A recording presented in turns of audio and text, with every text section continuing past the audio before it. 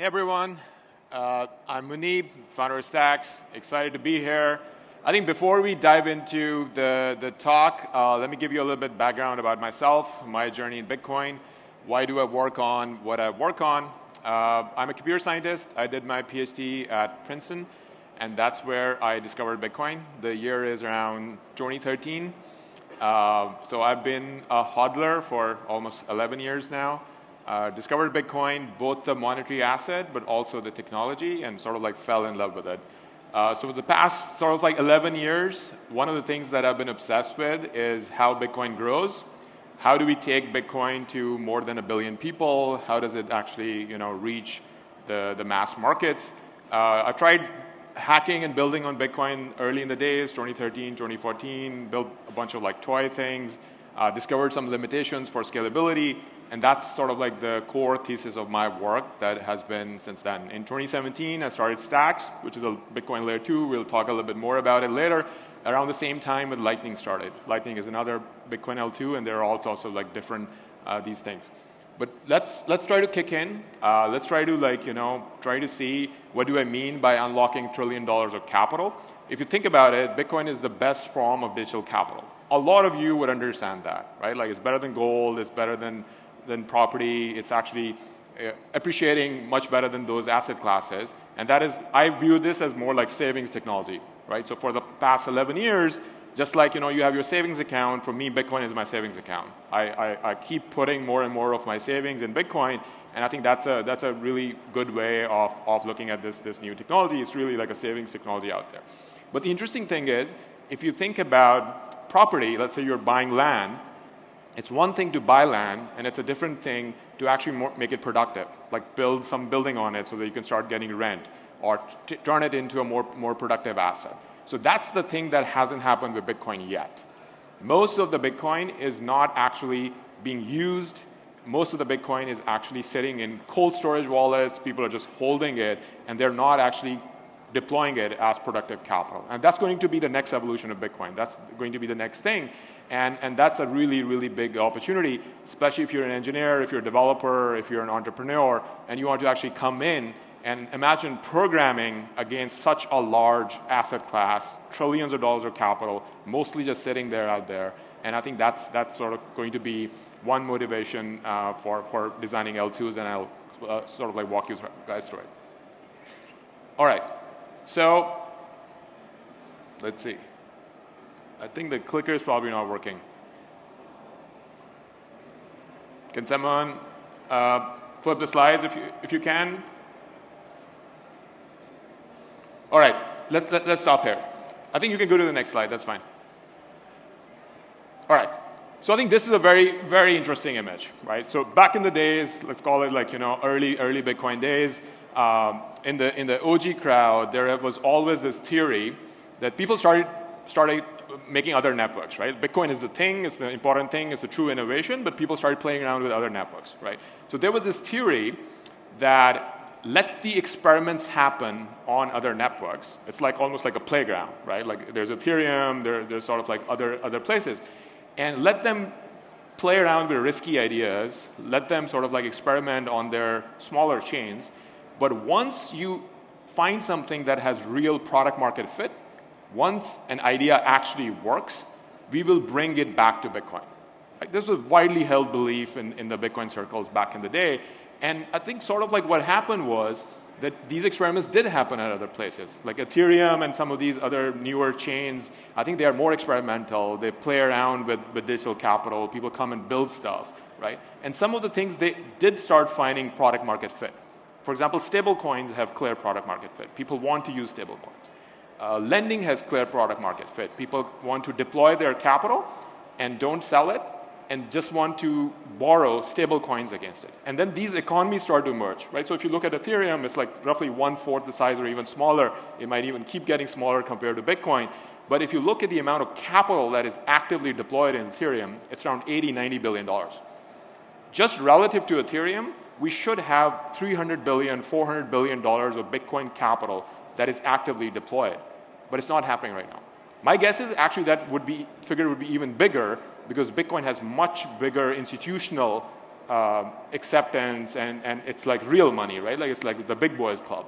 So that capital would be even more when it comes to Bitcoin, but that's not happening. Why is that not happening? It's just a technological gap, right? We don't have these rails, these faster, more programmable rails around Bitcoin with which you can do that, right? So that's a massive opportunity, and this is one thing that we're working on. I think we can go to the next slide. So what's this L2 landscape? A lot of people might have heard of Lightning. That's one L2 that's very popular. A lot of Bitcoiners run their nodes and try to work with it. Stacks is another one, the project that I started. And then recently, over the last 2 years, one of the things that we did was people in the Stacks ecosystem, we basically tried educating the industry about Bitcoin L2s a lot. We helped create tons of research reports. We helped create new developer events, new sort of like conferences for Bitcoin L2s. And over the last 2 years, like finally the market started getting it, right? Now there are 50 plus, I kid you not, 50 plus of these projects. Some of them have raised like, tens of or hundreds of millions of dollars of funding, and everyone is now building Bitcoin L2s. And that's an exciting thing, right? Because you want a free market. You want a free market of ideas. You want tons of people to come in with different designs, and then let the market decide that what designs are actually going to win and what designs are not going to win, right? So I think that is a work that we are very proud of, that we were sort of early in this space, but then we sort of like helped create this category, this entire category of Bitcoin L2s, and now there are so many projects, so many sort of like young, ambitious people who are coming in and actually building these L2s. Why are these L2s that important? Next slide. So basically, I'll get into the technology a little bit, but if there's one thing you remember from this talk, that would be that without L2s, Bitcoin cannot scale to 1 billion people. 1 billion people can't even own a UTXO on the main Bitcoin chain, on the L1. Right? So think of that as a pure scalability thing. That to get to 1 billion people, to 2 billion people, 3 billion people, think of Bitcoin L1 as a highway. That highway is going to get so congested, the gas fees are going to become so high that a normal person wouldn't be able to use the Bitcoin L1. That's why we have Lightning. That's why we have early L2s like Liquid from Blockstream. That's why we have things like Stacks and Babylon and these new other chains that are coming. Right? So think of these L2s as the additional highways that people are building so that you can move your Bitcoin from L1 to L2. And there are certain safety properties there. So I'll get into the technical details a little bit, but nothing is ever going to be as secure as Bitcoin L1. Right? If you want to keep your savings, your cold storage, that would always be on the L1. But if you want to have a hot wallet, you just want to pay someone small amounts of Bitcoin, or you want to swap it into a stable coin or whatever you want to do, you go to an L2, which is faster, which is cheaper, and most of the traffic would actually live on these L2s. So for Stacks, I'm going to switch gears a little bit and talk a little bit about my own project. So Stacks is one of the older projects. It's more considered like more of a blue chip project at this point. Over there are 3 sort of like big decisions that we have. So now compare this to Ethereum. Think of Stacks as kind of like Ethereum running on top of Bitcoin, right? Or a Solana that's like sort of like running on top of Bitcoin. So one thing is security of the bridge. What is the security of the bridge? That when you're moving your Bitcoin from Bitcoin L1 to the L2, the Stacks, what security sort of like risks are there, right? So there have been a bunch of breakthroughs. This thing's called BitVM. In a couple of years, I think it's going to make it very trustless to move your BTC from L1 to L2. And I think Lightning actually does a great job of doing a trustless way of moving things from L1 to L2. So on Stacks, we designed this decentralized way of moving BTC from L1 to L2. So imagine anyone can become a signer on this network. You lock some capital, you become a signer, and there are large institutions like BitGo, Blockdaemon, Figment, like 20 plus institutions who are already these signers. So you're sort of like trusting this open network of signers that when I move my BTC, they will sign the transaction for my Bitcoin to come back. So that's one thing to keep in mind. The second thing is consensus, right? So one very interesting aspect of building Stacks was that we could actually improve on Bitcoin UX. Bitcoin block comes every 10 to 40 minutes. Some of these other chains like Solana and others are really fast. They give users a great experience. But we can do the same thing with Bitcoin. Right? So the Stacks L2 can give you transactions within seconds, right? In between Bitcoin blocks, you can have really fast transactions if you're moving your BTC on the L2. But as soon as a Bitcoin block arrives, then you get 100% of Bitcoin hash power. And that was actually like, original Satoshi's vision or sort of like high-level architecture that he had, like back in the day, this idea of like Bitcoin actually securing other chains, other L2s, with 100% of Bitcoin hash power. And it was a very sort of like bittersweet, amazing moment for us when this network went live just last month with this upgrade, where Stacks now inherits 100% of Bitcoin hash power, which is amazing, right? Like you can do fast transactions, they're cheaper, and as soon as a Bitcoin block arrives, you get 100% of Bitcoin security. And the last thing is more for developers, but I think it connects with the Bitcoin crowd because BTC people, they really value their capital. So they optimize for security and safety. So our programming language on Stacks is very, very safe, and that's the thing that it optimizes for. It's called decidable languages. It's very technical. I won't go over that right now. Next slide, please. Just a quick overview. Stacks is sort of like the only Bitcoin L2 on CoinMarketCap top 50 right now. As I mentioned, it's considered sort of like a blue chip project, given how long it's been around, how many developers there are. And it's a very, very fast-growing ecosystem in terms of developers. And this is a thing that we noticed that sometimes in the Bitcoin community, there's a little bit of resistance that why does Stacks have a token and this and that? But now with 50-plus projects, I think it's a free marketplace. Whichever project is actually growing fast, getting more developers, getting more Bitcoin capital actually being deployed, I think they're just going to win in the market. So I think now things have changed a lot in terms of even resistance from the broader Bitcoin community. People are much more open to these L2s, and they see it as good for Bitcoin, as healthy for Bitcoin. The more Bitcoin that gets deployed, more Bitcoin that is being used on chain, I think that's very, very healthy for Bitcoin, and it helps increase the demand for BTC. Just like ETFs, they're buying up a lot of Bitcoin, and it is increasing demand on BTC.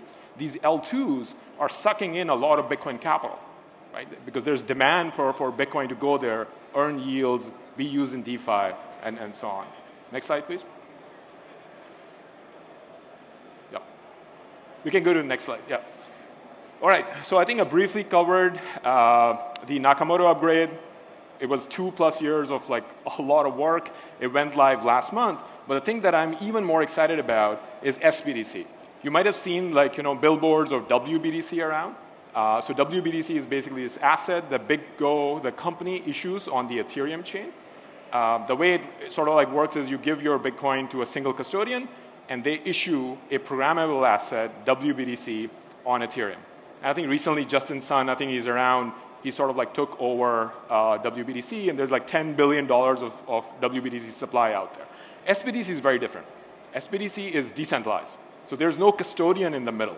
And that has a lot of benefits, right? First of all, these custodians issue you a 1099.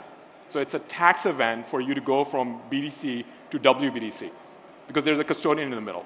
If there's no custodian in the middle, then it's like Lightning. You're going from Bitcoin to Lightning and then back, which is not a tax event. And I think that's very important for Bitcoin hodlers like myself. If I've been holding Bitcoin for 11 years, I don't want to sell it. I don't want to get a tax hit on it. But I do want to use it. I want to use it in DeFi. So if you go over sBTC, that's a major advantage. That's decentralized. There's no custodian in the middle, and you can actually go and use the asset. The second thing about sBTC is sort of like it's sort of like built on Bitcoin. When you're doing the sBTC transaction, that transaction is also secured by 100% Bitcoin security. If you're using something on Ethereum, on Solana, or something else, you're now operating far away from Bitcoin in some other place, and security properties of Ethereum or other networks would apply here. Whereas sBTC is very Bitcoin native, right? Like you do a sBTC transaction, and it's secured by 100% Bitcoin hash power, which is super interesting. So this thing, sBTC, is actually launching in roughly 2 weeks. Again, years of hard work. It's finally sort of like going live. And I think it's truly going to open the floodgates for a lot of Bitcoin capital to actually become productive. Because once you are at the Stacks layer, it's like Solana. It's fast. You can program anything. And there's so many developers who are building interesting applications. And you'll see Bitcoin capital being used on those applications. Next slide.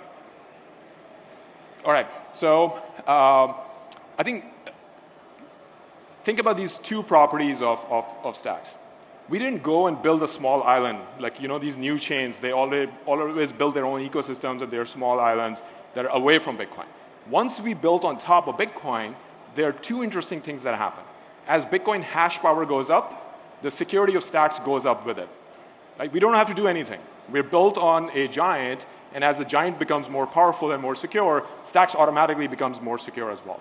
The second thing is, as Bitcoin price goes up or Bitcoin becomes more valuable, the amount of capital available to developers also goes up. Again, we don't have to do anything. We don't even have to lift a finger, and now developers have a lot more capital to work with and a lot of interesting things to do with that capital. So if you build on Bitcoin, you sort of like automatically benefits when Bitcoin grows. Vice versa, you can actually accelerate the growth of Bitcoin because now people can do more things with BTC over there. Next slide. Yeah, we can skip this one, go to the next one. And it's a very decentralized ecosystem. So these are Bitcoiners, they believe in decentralization. There are no big companies behind the project. There are tons of like small companies, some relatively big companies, and they all work together in this ecosystem to come together, build on Bitcoin. If you want to learn more, please go to stacks.co, or you can follow me on Twitter @Muneeb, M-U-N-E-E-B. Thank you so much. I'm so excited that it's time to build on Bitcoin.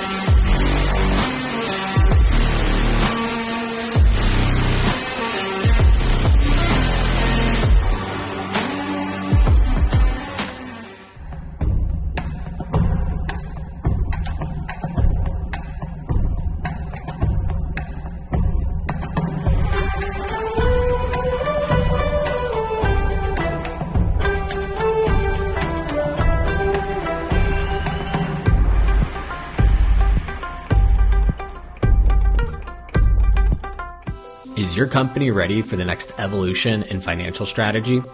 Bitcoin for Corporations is your partner in securing the future of your business.